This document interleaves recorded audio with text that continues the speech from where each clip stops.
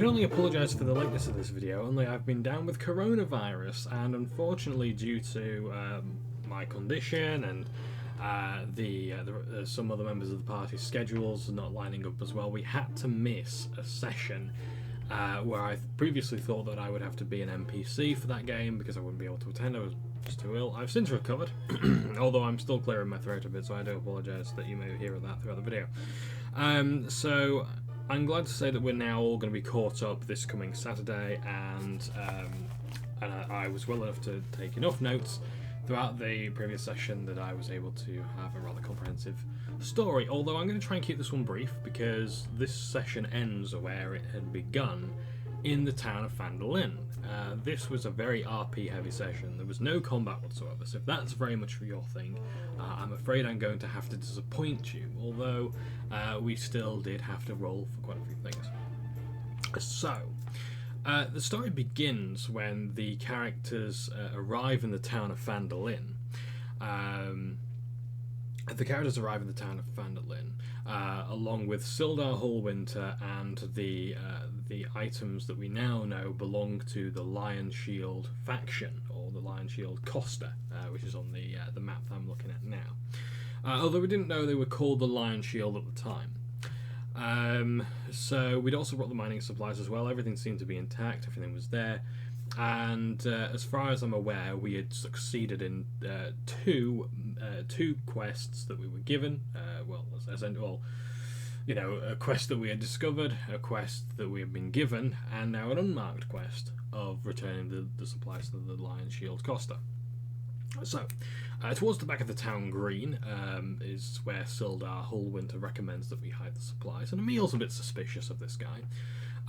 So you asked to perform an insight check, but there is no insight check to be made because he's pretty much on the level. You know, he's too battered to be a liar anyway, but also B, that he seems that he thinks that's the safest place based on a very quick glance of the town that we based on where we've come in. And I think we came in from the sort of southwest, the Miners Trail, or it was the Tribal Trail.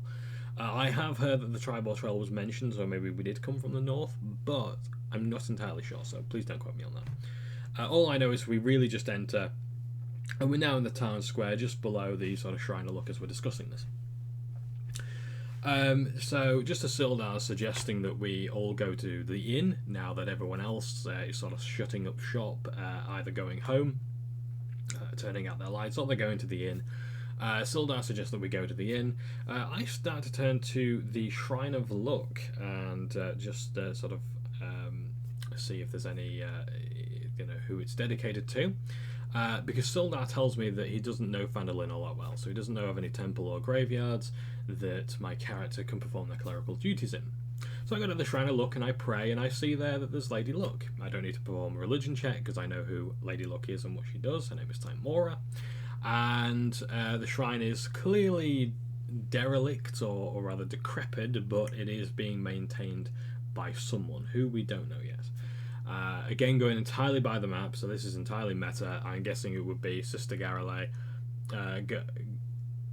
Garaele, sorry, I don't know how to pronounce it, Sister Garaele, because of the name Sister, so either that's some sort of nurse or nun, or maybe she is maintaining the temple. I can't see anyone on this map who might be, who immediately stands out as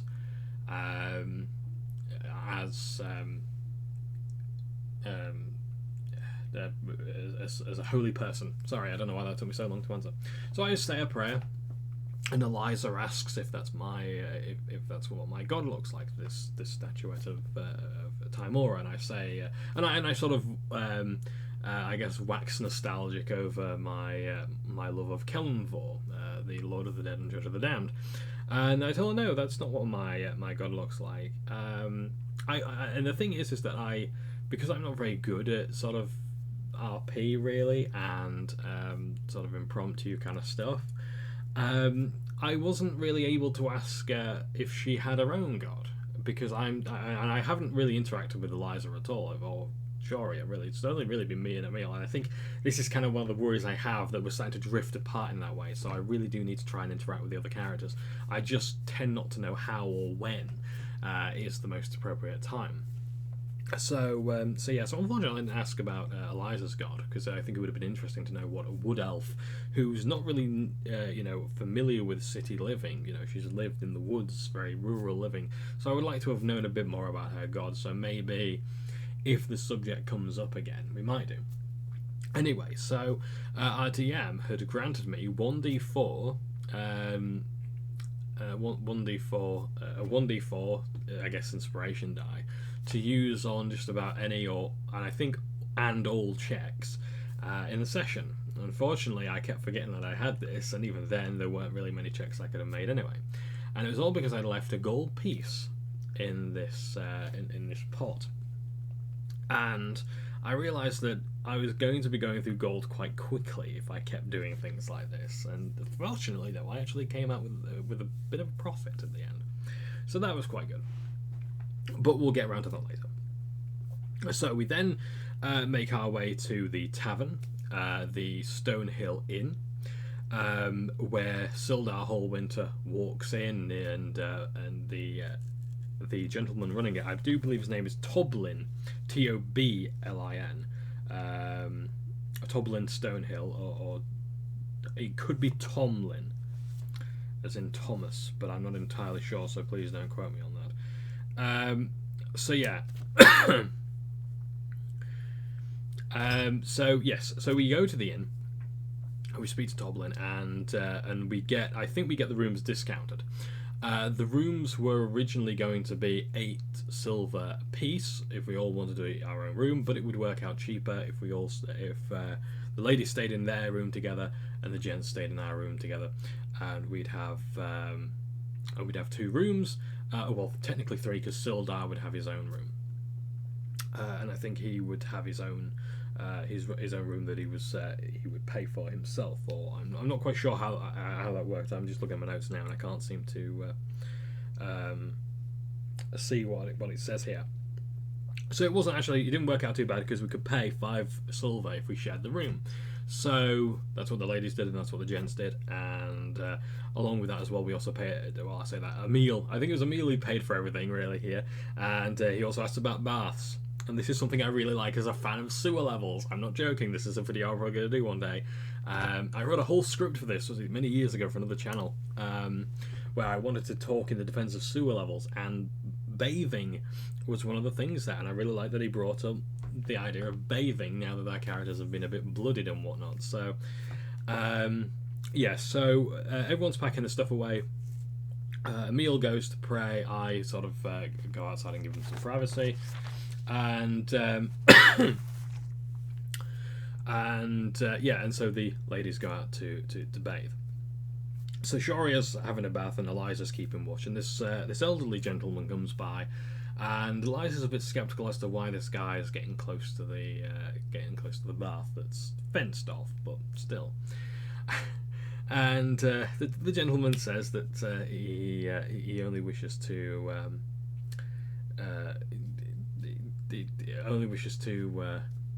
use the toilet to empty his bowels. So poor Eliza, she rolls, I think it was like a perception check, and she gets like 3 or something, and and our DM Drax says to her that if this man told you who's the god of the universe, she would have believed him. So anyway, so she moves aside, he goes into the toilet, and we get a very, very vivid description that casts quite the image in the mind's eye, which is just wonderful after you've had your tea. And Eliza then, not quite believing this, not quite believing that this man is sort of actually using the toilet and isn't just sort of like peeking through a hole in the side of the outhouse. She puts her ear to the door and gets an insight of 3, and yeah, it's genuine. It's genuine. He really is there, and there's no need to sort of guess that he's spying on Shoria. So now the ladies, swap places. Then Eliza has a wash, and then they sort of go back inside once they've all dried up, cleaned up, and go back indoors. Emil then also asks as well for some water as well to wash his armor, and so he does. He bathes himself and he washes. This is all vital to the story, by the way. I should just point out now. And so Emil's having a wash, and I go out after him, and I sort of just wash my beard and and my face in this water that's been used by 3 different people. I assume it's really clean water, but still. Anyway, yeah. So, and I don't wash my armor. I'm always wearing my armor. It's part of Garvel's thing. He's always going to be wearing his armor. He's always going to have his shield with him.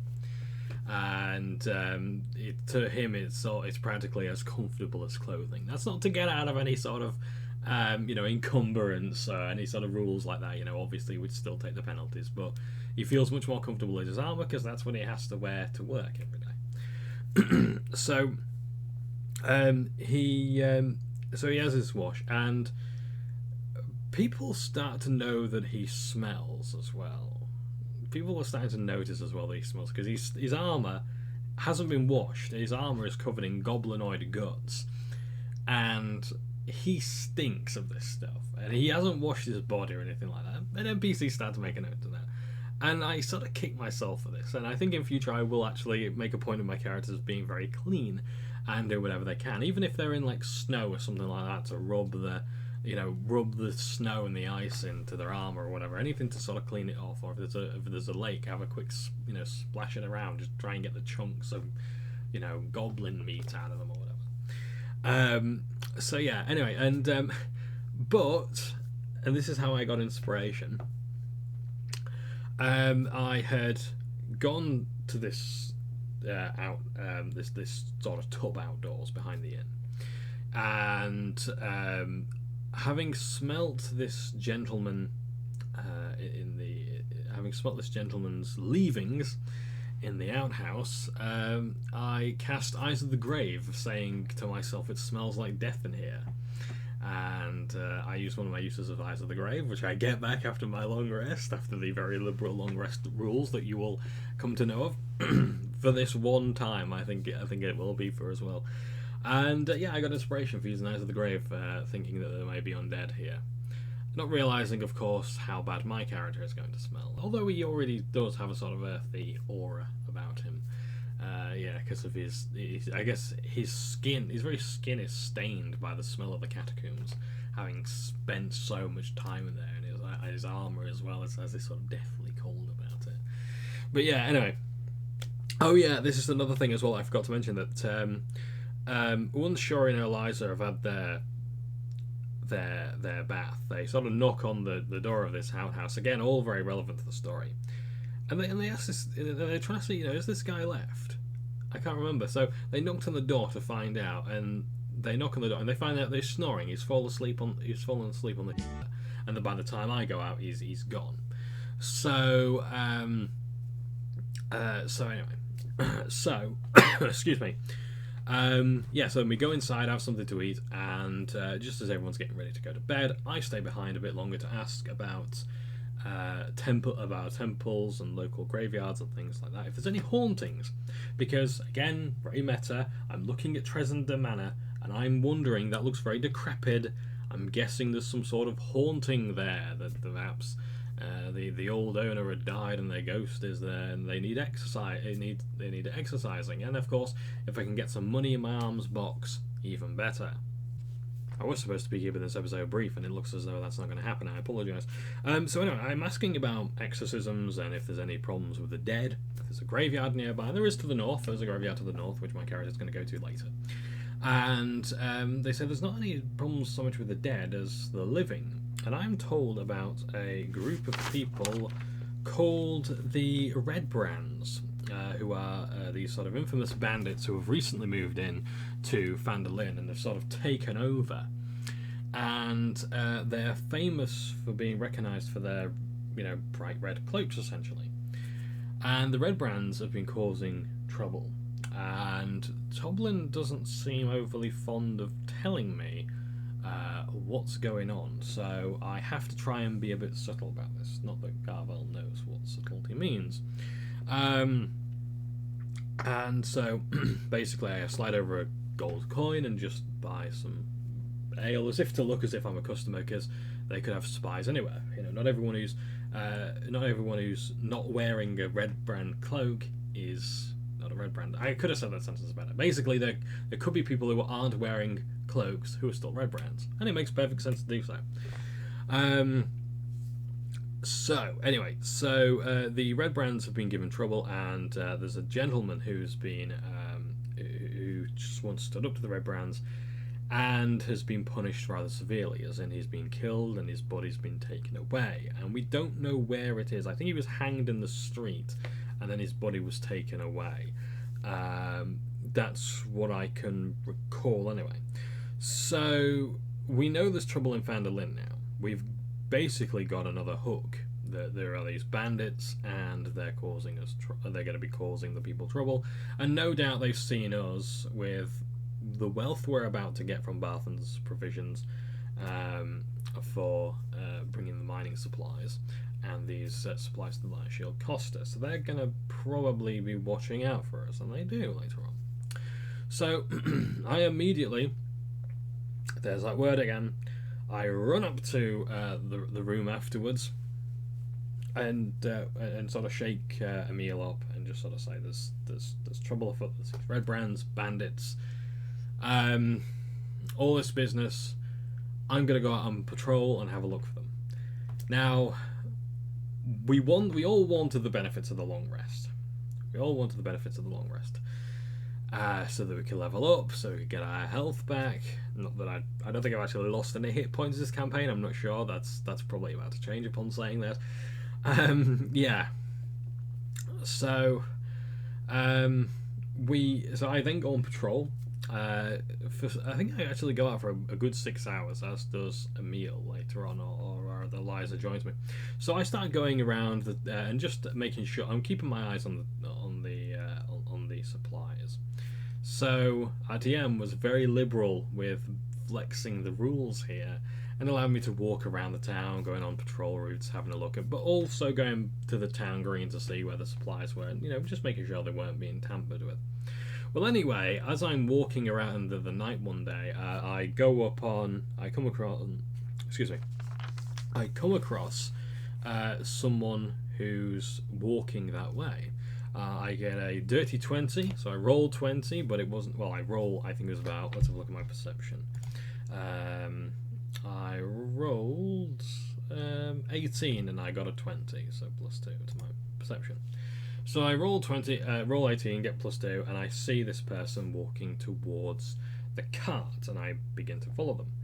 Unfortunately, because I'm still wearing all my armour, I'm tailing this person, and it doesn't work out so well.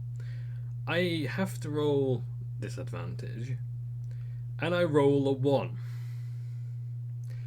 And they see me as I fall over, as I trip over I think it was like I trip over a branch that also snaps, and I fall flat on my face. And I was actually tempted to ask the DM for can I take bludgeoning damage for that, because I just fall flat on my face and I don't wear a helmet. I regret that I didn't do that. I really wanted to ask. I should have asked, can I take bludgeoning damage for that, because I fell so spectacularly. But they might not have done that, because I think they're trying to be super fair on it. So yeah. Anyway, so Eliza, finishing her elven trance, because elves don't have to sleep. They enter a trance it's something like they only need to be in this trance for 4 hours. So basically, only sleep 4 hours. Oh, they can't also be put to sleep by magical means. So Eliza's looking out the window. Her window just so happens to be looking out the back, but I think I'm not going to say she was cheating or anything like that. I think it was just, again, sort of bending the rules a bit. She just so happens to hear or see Garveld, like quite a few feet away, and decides to go out for a walk on her own.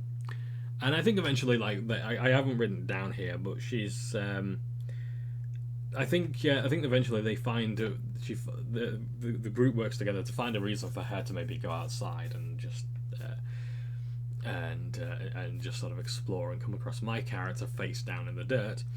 And eventually they said that Shoria's snoring loudly, and yeah, Eliza swears Shoria has respiratory issues or is a pig. so she leaves. Disturbed, and goes to sort of train outdoors. She's going to find somewhere and sort of like do some sort of shadow boxing or shadow fencing or whatever it is that she does with her rapier. Anyway, so she's rolling to see if she recognises me face down in the dirt, and she's successful. I haven't got the exact number here, and she recognises my shape and smell. She chastises me for walking out on my own, and I am sort of like, I am blustering an apology here, and she is right. I really should have told the group, but I didn't want them to lose the benefits of a long rest. And yeah, and I sort of feel as though my character's sort of capable of going out on their own at night. But I don't know. We'll have to see because I, as you'll find out later on, I do separate from the group, and we'll see how well that goes come this Saturday.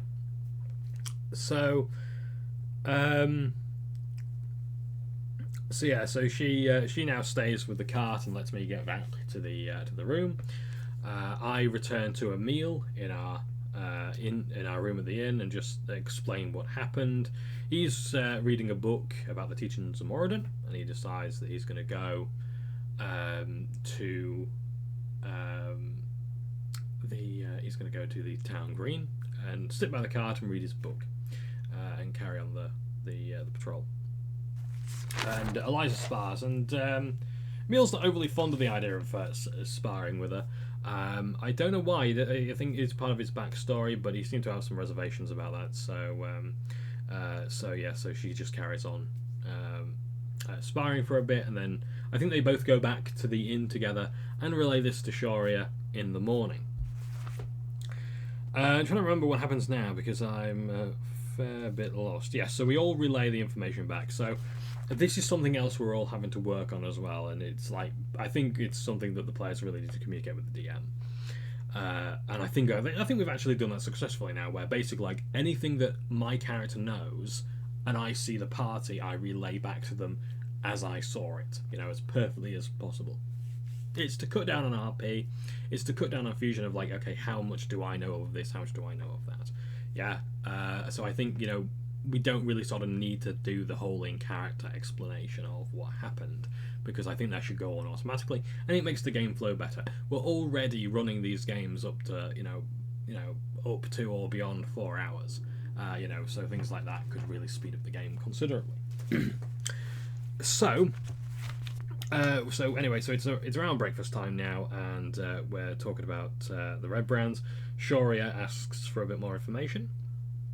Yes, and here's the person who went missing. I don't think I'd known this. It was Shoria. It was the local woodcarver Phandalin. Sorry, my pen's running out of ink at this point. Please forgive the interruption there. Yes, so Shoria had questioned Toblin, then found out that Phandalin, I don't have the name written down properly here. Like I said, I was running out of ink. He was murdered in cold blood for standing up against the Red Brands, who were apparently looking at his wife rather funny. So the thing is that there hasn't really been any attempts to stop the Red Brands by the sounds of things. Phandalin has no formal militia or standing army like Neverwinter, who I think, now that I think it was Sildar, who, I'm not sure if I've read this or anything like that, but from what I understand, Neverwinter has like a standing army of like 100 or 1,000 knights. I know in Waterdeep, for instance, is the army with like the Griffin. Is it Griffins or Hippogriff Knights? I don't know what it is. But the point is these cities tend to have these big armies, and Phandalin doesn't even have so much as a militia, so it can't really stand up against the Red Brands. And the Townmaster is useless, obviously, because the Red Brands are running around and are able to kill people in the open. So that's not good. So apparently they appeared about 2 months ago, No major events had happened. Nothing had caused the Red Brands to sort of come out of hiding. For instance, like they don't appear to be any sort of disgruntled soldiers from a war. They're not deserters or anything like that. They're not a mercenary company that's had infighting or anything like that. All we know is that about 3 months ago, there were no Red Brands, and 2 months later, and then a month later, there are.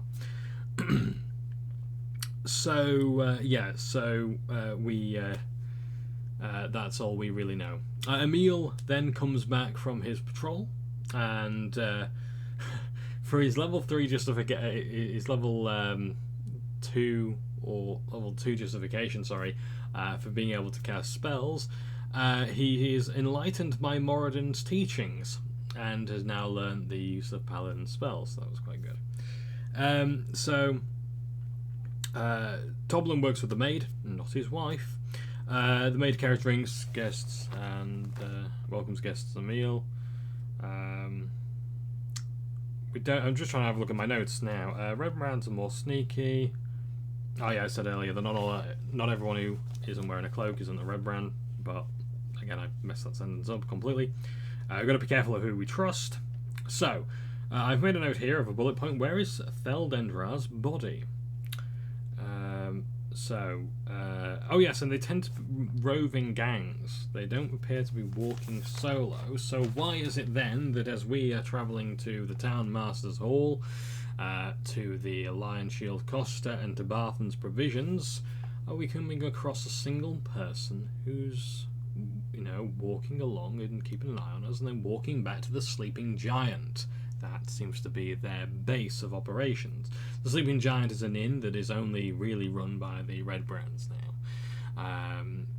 or at least is open mostly to Red Brands. People tend not to go in there anymore. Although I don't think we know the proprietor and owner of the Sleeping Giant yet. I don't think we actually know any Red Brands identities. So anyway, yes. So. One other thing as well is that Emil and Sildar are having a bit of a feud right now. There's a bit of tension because Sildar insists on doing a lot of his business alone. For instance, when we go to meet, he goes to speak to the town master. So we're going to do our business of handing in the cart, making sure that the Lion Shield Costa gets their supplies, getting paid by Barthen. We're doing all this, and then we're going to meet Sildar afterwards, I think, back at the Stonehill Inn. The thing is that Sildar wants to do a lot of his business on his own, and Emil is quite sceptical of him. And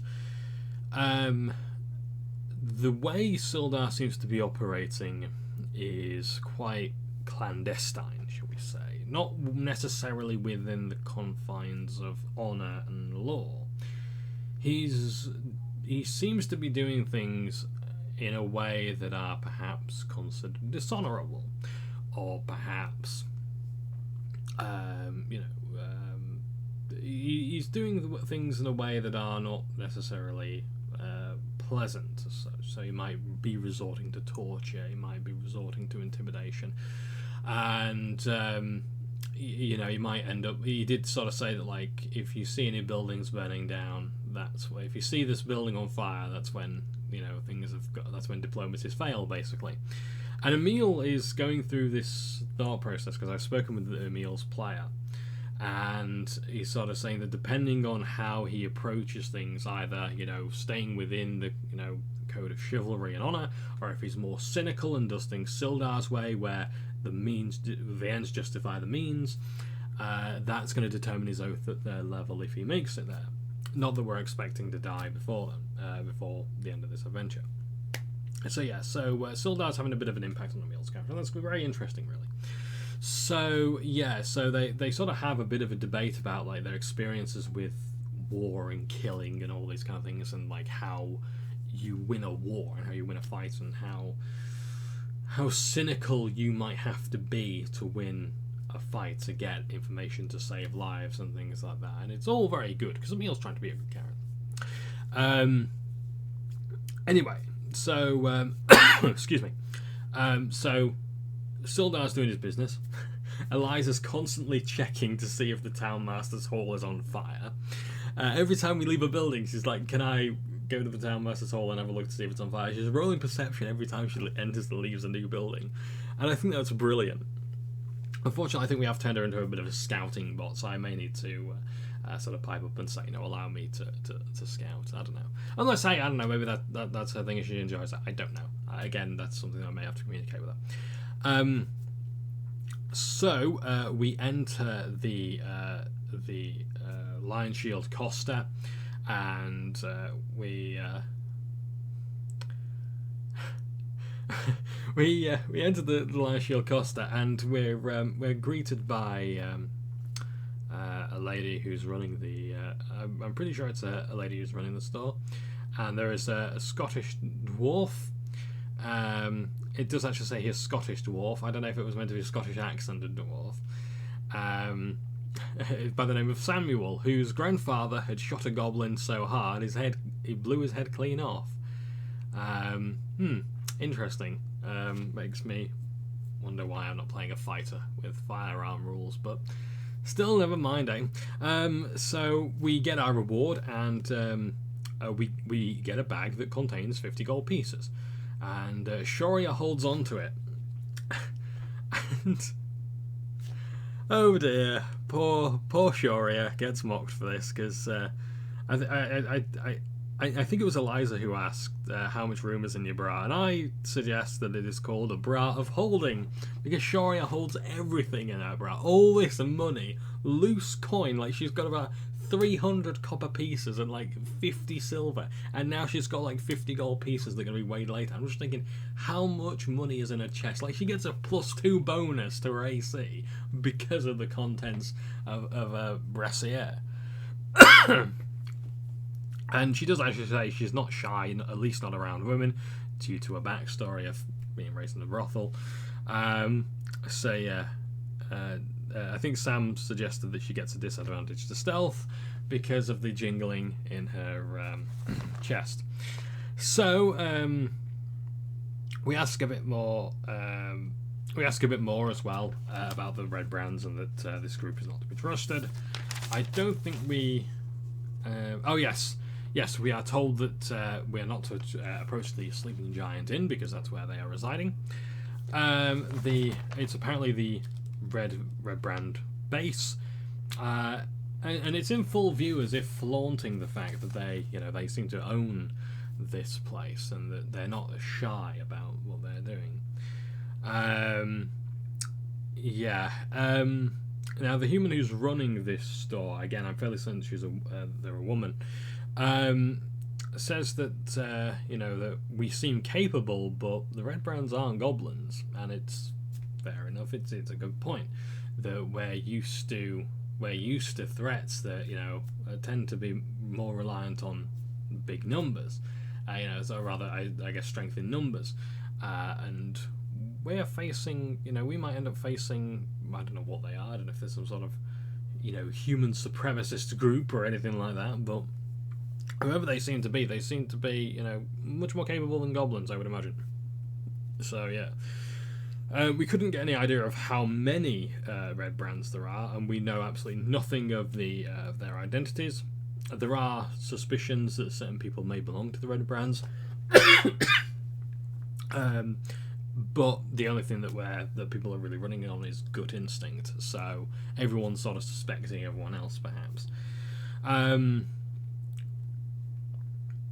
So yeah, I'm just having a look now at anything else that happens in here. Yeah, she knows all of the shopkeepers, but as far as she's aware, none of the shopkeepers are Red Brands, so that's good. She thinks very little of the town master, thinking he's a coward. And before we leave, we also have a look for arms and armour. And we find nothing there. We find nothing of interest yet. We're holding on to our pennies. We might come back after we've been to Bartons. And that's something we might have to do in the next session, actually, is just double check things. There are, for instance, I want to pick up a medicine kit. I completely forgot to do this before, and I'm pretty sure they're quite expensive. I can't remember.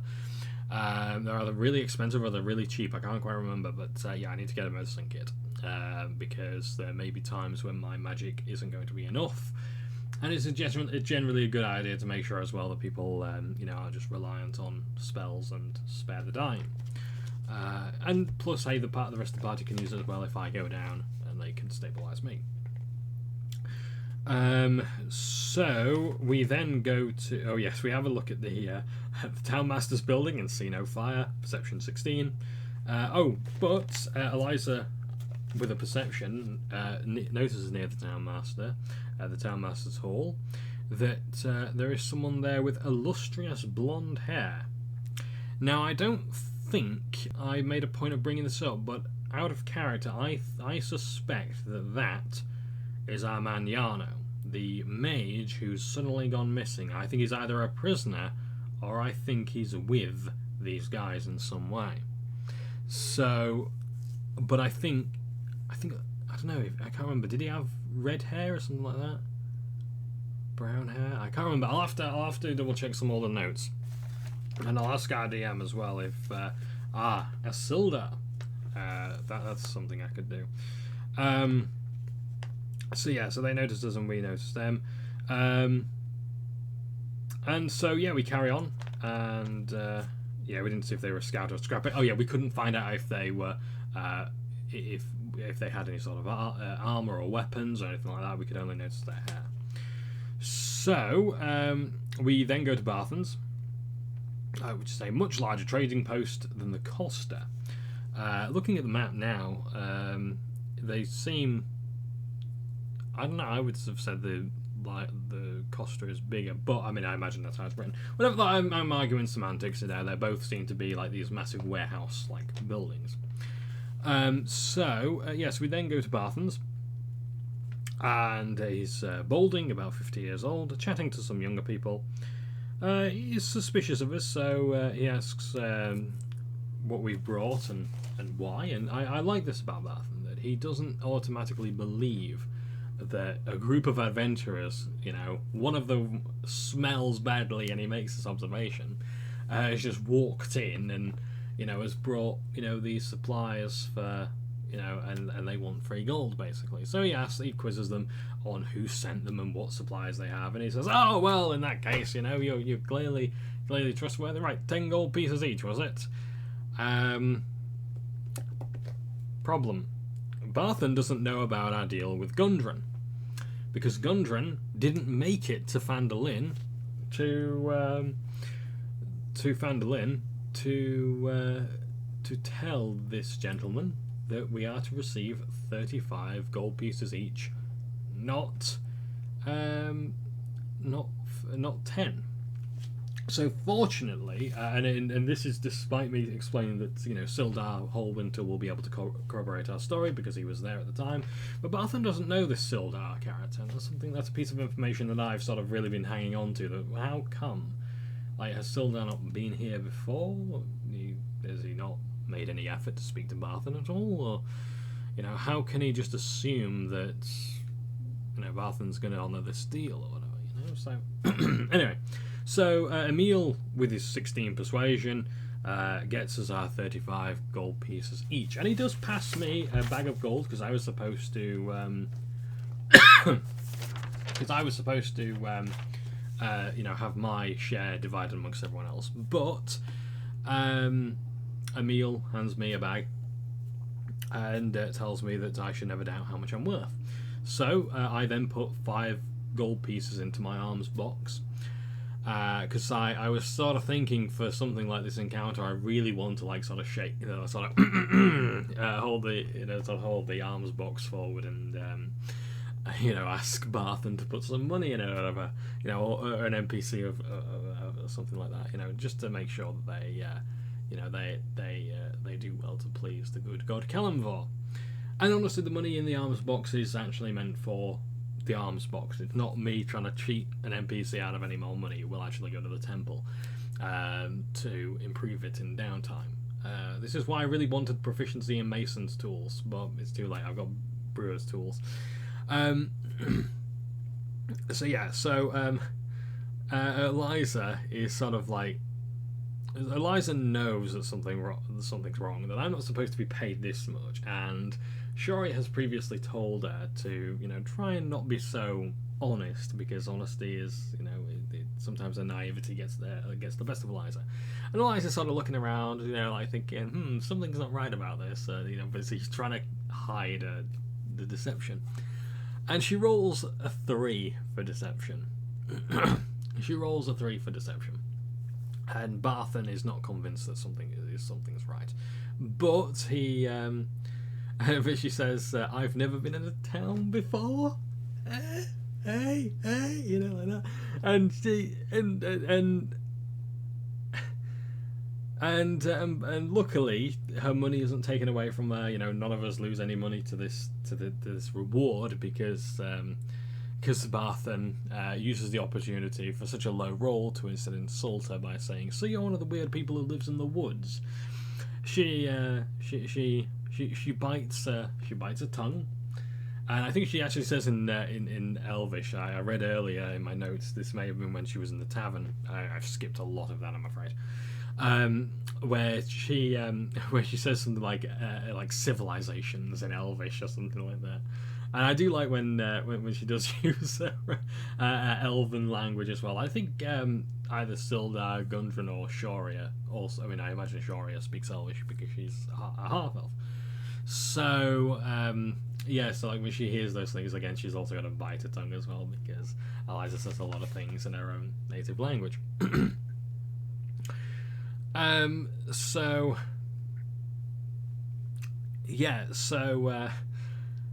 We then start shopping or whatever, and we're sort of trying to decide who's paying for what. I'm trying to buy myself some supplies, and our DM says, as if doing the math meme with the numbers flying around as Garvel looks to the sky. So I'm trying to add up all the gold for all the stuff I'm buying. Like, I decided I was going to buy some 12 rations or whatever, but because Eliza has the Outlander background, she can basically, environment permitting, she can basically get supplies enough for about 6 players or 6 characters for a short or long rest. So we don't really need to buy that many rations. So I decided instead to just top up the rations and go to about I think I had about 2 rations in my bag, so I went for 8 and brought us up to 10. So that's a 10 days worth of rations at least. At least, well, 10 rations anyway. So so we're also buying rope, torches, a sack, a shovel, and Barthen, who I've actually just learned now is called Elmar Barthen. I don't know, that name really rings nicely with me. I don't know, Elmar Barthen. It just seems nice. Anyway, he says, try not to burn yourselves with these, okay? And we're sort of just glaring at him like, don't go there, Mr. Barthen. Please don't. No. And I look a bit weird now because I've written down in my notes, I've buggered off to the graves, carrying a sack and a shovel, and having paid for these, I'm now going down to the graves just to do my business, my clerical business, I should say. I'm not actually there to dig up any bodies or whatever. It's just nice to have a shovel, and it would be better than burning bodies all the time. So, yeah. So while I've gone there, and I hope I would have communicated to the party properly that I'm just going to go away and do my stuff. The party then begins to quiz Barthen on Gundren. Barthen asks about Gundren, where is he? What's going on with him? Why hasn't he come with you guys? And we said, well, actually, we're hoping you might tell us that. Is he not stopped by Phandalin? And they say, no. And, is he busy with anything? Or, is there any way we may be able to find him? And now Barthen's getting a bit worried about Gundren. Where's this guy gone? He's just parted 35 gold pieces, which is about 140 gold. Hey, I hope that was right. 140 gold with these people. And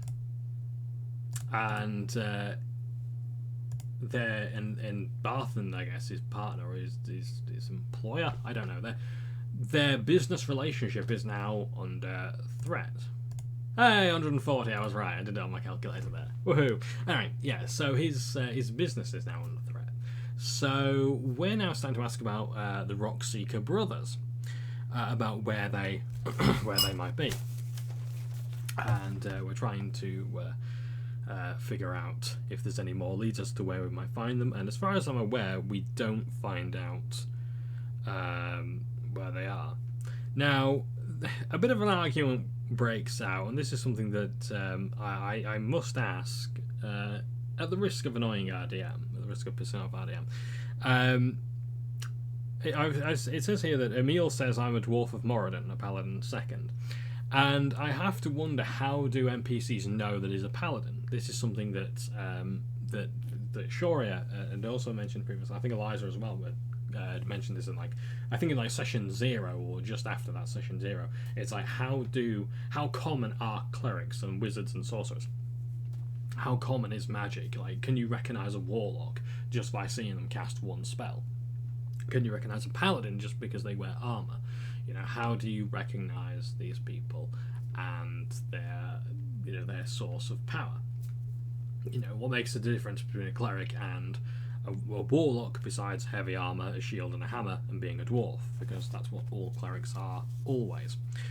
So anyway, Eliza, once again, and I swear to God, a character should only have this skill, because she rolls an 18 perception as we leave Barthens, and she sees someone else going right of the shrine, and again, blonde hair. And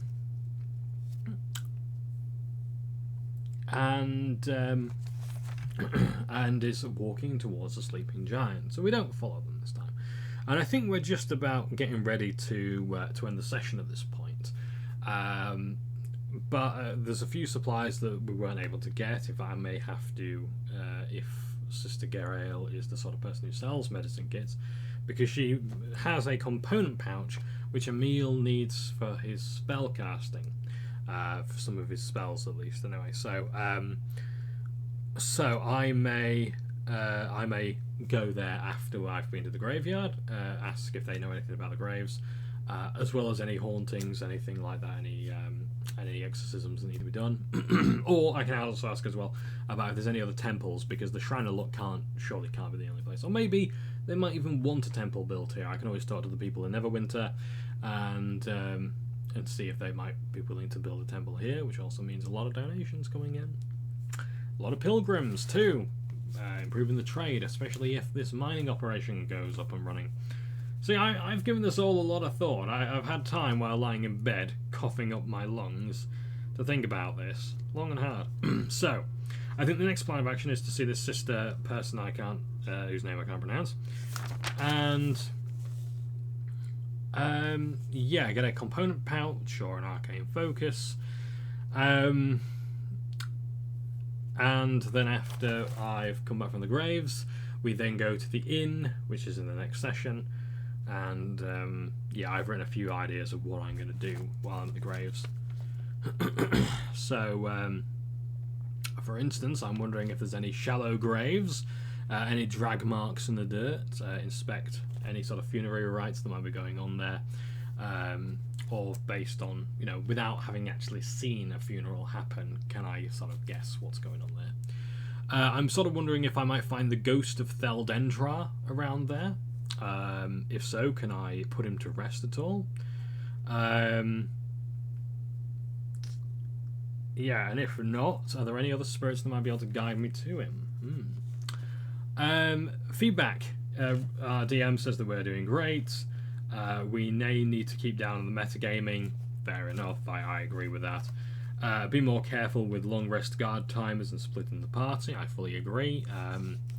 I feel capable enough to go to a graveyard. I don't imagine I'm going to be encountering all that many threats there, but and even then I'm fairly confident in my 18 AC, but +2 if I end up using shield, which I really don't want to use.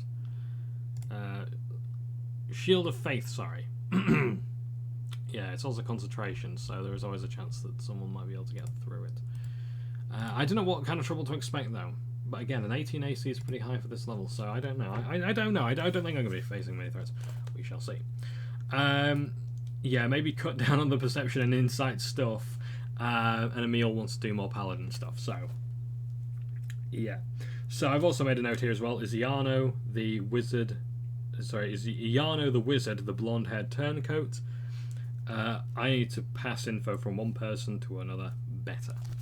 So that's all the feedback that I've got there, and that is our adventure so far. I apologise this wasn't as brief as I was hoping it to be. Yeah, but I have a lot of notes, all comprehensive and much better than last time's notes as well. But it's only really because there isn't actually that much combat this session. Well, there isn't any combat this session. And that's because, and therefore I can spend more time writing things down, and I have much better notes on the roles that people made and things like that, and I have more time to focus on what's being said rather than what's being done in a combat. I imagine that in the next session there may be a combat. Apparently there may be some with the graveyard. I don't know what the DM's planning for that. So yeah, so it'll be a nice change of pace, but in a way I am a bit worried about combat, because if there is any at the graveyard and it's just me there, I don't want the party to be bored. I want them to have other things to do.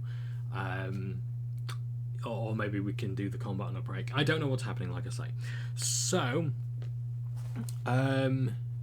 yeah, I think there's a few other locations as well that I wouldn't mind looking at before we leave Phandalin. I imagine that we'll come across all these places, like for instance the Phandalin Miners Exchange, Halia's home, Harbin Wester's home, the farm, the orchard. I imagine we come across all those as we're dealing with the Red Brands. So we shall see. I also don't have the times for this either. I know we started at 5 minutes past 6, but I don't know exactly what time we finished. I always forget to write down the time because I'm just so enamoured with the post-game conversation. I truly am. I absolutely love the chats that we have afterwards and giving feedback and things like that. So, yeah, that's my third session of the Lost Mine of Phandelver. I can't wait to see what follows thereon. There's a lot of intrigue going on. I can't wait to see how our DM handles it and ties all these ends together. And I certainly hope that all of our characters live to see it through. So thank you ever so much for watching. I do apologise for the rambling nature of today's episode and all the sort of notes that I've had to check and all my tangents. I'm still rather ill, I'm afraid, and trying to follow things as best I can, but hey, this is what happens when you try to do things without a script. Yeah, so thank you all for watching, take care, and may your dice forever remain clacky and high rolling, but not so high that your DM gets suspicious and demands to see your rolls, or makes you change dice. Not have low rolls as such, but don't have high rolls all the time. So, yeah, ta-ra a bit.